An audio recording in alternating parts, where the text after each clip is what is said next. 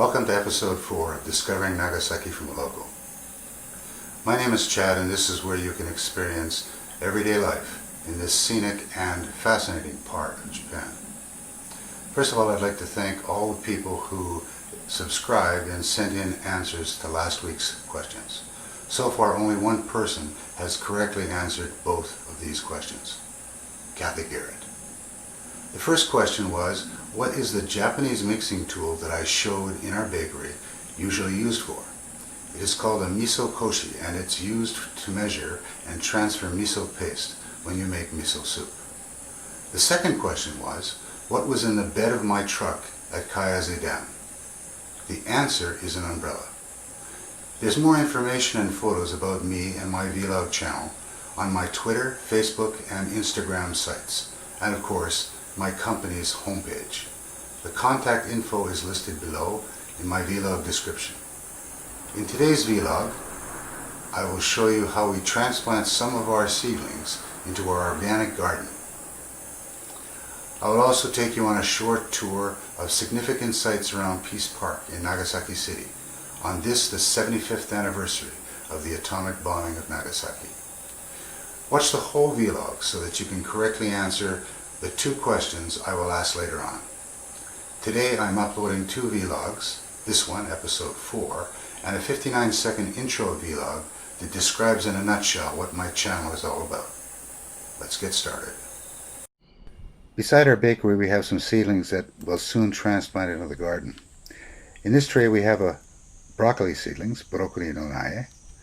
Next we have a tray of zucchini seedlings, zucchini no nae. Then we have 2 trays of cucumber seedlings, curi no nae. I planted the second tray more recently.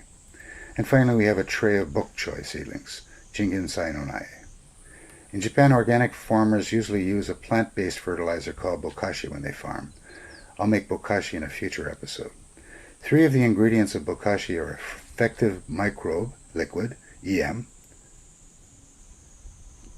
rapeseed oil cake, aburakasu, as you can see here, and in the bag covered with insects, rice bran, nuka. Look, they even like my wrist. We use bokashi to help quickly degrade vegetable and fruit peelings from our kitchen. Organic farming basically means farming that involves non-synthetic herbicides, pesticides, and fertilizers.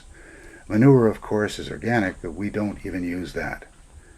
As I show you around our garden, you can see how much of it has changed since episode 1, 3 weeks ago. Recent torrential rain has managed to kill off most of our crop of soybeans, string beans, tomatoes, togan, and even pumpkins. After a break in the weather, I managed to cultivate the garden and put in all of the furrows that you see here. Fortunately, some of our cherry tomatoes did survive, and here are some of them. In the distance you can see our togarashi peppers, perilla, Italian tomatoes, and eggplants. Today, my wife and I will transplant some of our seedlings here. On the left is a half row of string bean seedlings, and next to it is a full row of soybean seedlings. Most of our basil, bell peppers, and okra survived the flooding, but not the pumpkins on the retaining wall.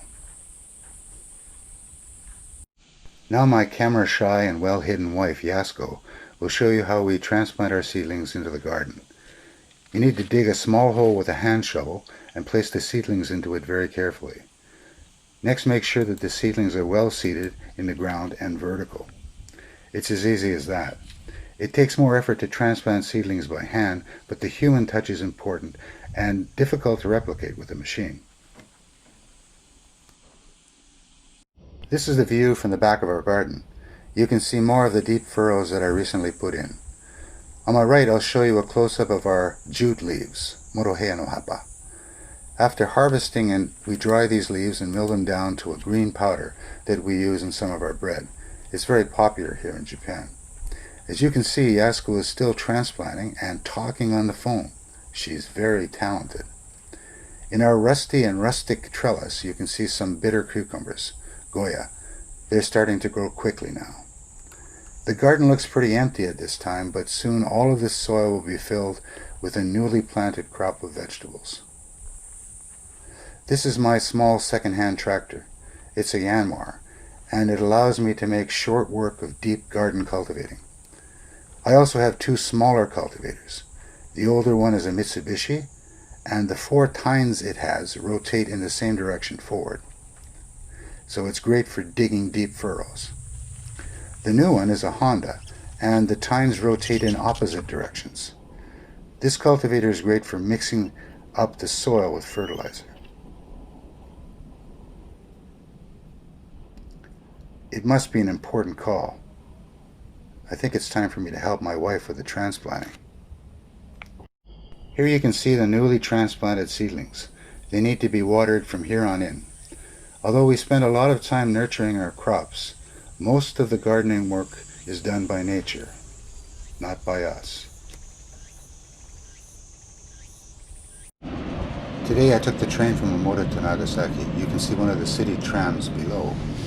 This is actually one train station away from Nagasaki Station. It's only about 1.5 kilometers from here in this direction to Peace Park, and I'll take the tram today to get there early.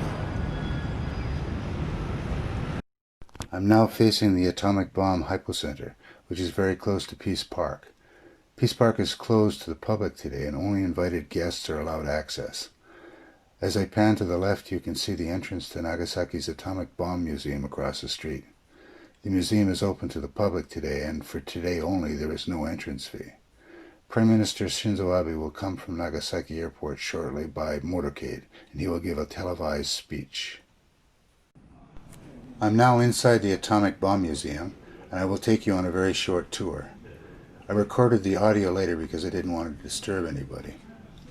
This museum has many relics, photos, interactive displays, and videos of the carnage that took place exactly 75 years ago. Some of it is quite graphic, but it's worth seeing, even if you can only do it online. It's a little bit dark in here, but cameras are allowed. The blast from the Fat Man bomb killed more than 74,000 people here in Nagasaki, and thousands of people died in the following weeks, months, and years from radiation poisoning.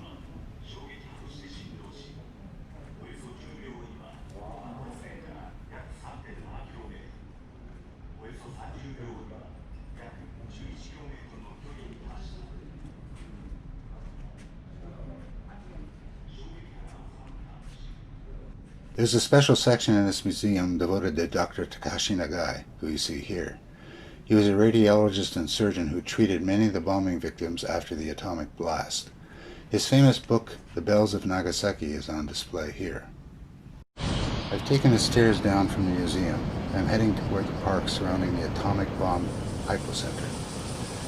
You can see all of the colorful signs posted on the retaining walls of this river. I will quickly show you around the park here before the crowds start to form. It's quite a large park, and it's only 100 meters from the entrance to Peace Park. There are only a few people here now, but it won't be long before a crowd starts to form. Unfortunately, I can't show you the many statues in Peace Park today, but I will in a future episode. The most famous statue in Peace Park was sculpted by Seibo Kitamura. It's 10 meters tall and depicts a seated man. The right arm of the sculpture is pointing upward to warn of the nuclear threat, and the left arm is stretched out horizontally in a gesture of peace. I'm now approaching the central black monument, which is set up to mark the atomic bomb hypocenter.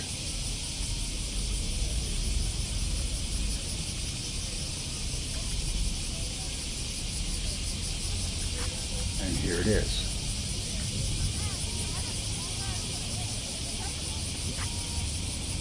The red pillar on the right is a remnant from the original Otakami Church that was destroyed 75 years ago. This is a large sign located behind Peace Park, and it's as close as I can get to today's anniversary ceremony. You can see 2 policemen guarding Peace Park and watching me carefully. From this viewpoint, you can see the red church in the distance, Otakami Church. The Fat Man bomb exploded directly over the original Otakami Church, and it was rebuilt over there. That's my next stop. This is a place that most tourists in Nagasaki never see. It is the remains of one of the bell towers from the original Urakami Catholic Church, and you can find it just below the current Urakami Church.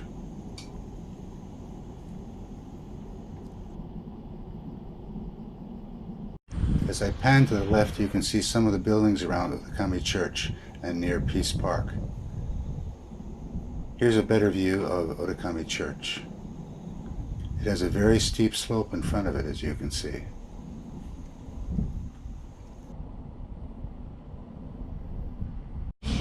Many people have gathered for the 60 seconds of silence at 11:02 a.m., which begins very shortly.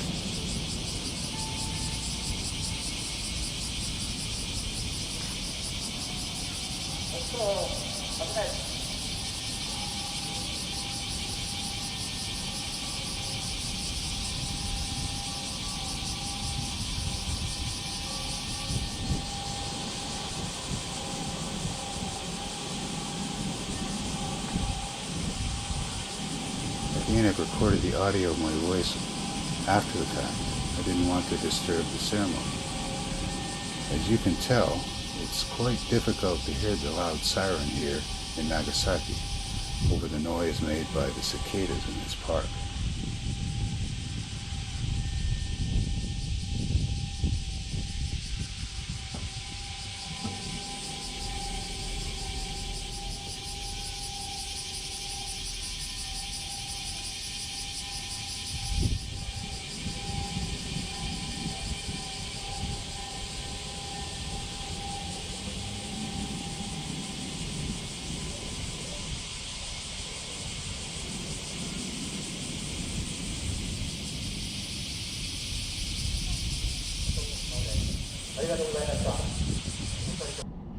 I'm now in front of the memorial that was built to honor Dr. Takashi Nagai.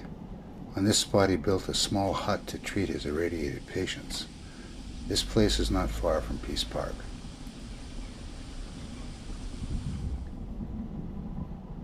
Here's a closer look at his hut. Dr. Nagai developed leukemia as a result of his exposure to radiation. He eventually died about 6 years after the blast.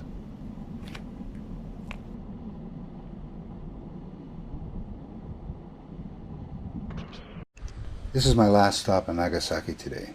It is about 1.2 kilometers from the atomic bomb hypocenter, and this is the famous Sanotori. Half of this torii, as you can see, was blown away by the blast of the atomic bomb. The other half is still standing 75 years later. And now for today's challenging questions. This time you'll need to review my vlog and use the internet to answer these questions. The first question is, how many horsepower can my small Yanmar tractor develop? The second question is, what is the closest JR station to Nagasaki's Peace Park? Please type in your answers below in the comments section, along with any questions or suggestions that you may have. See you next week.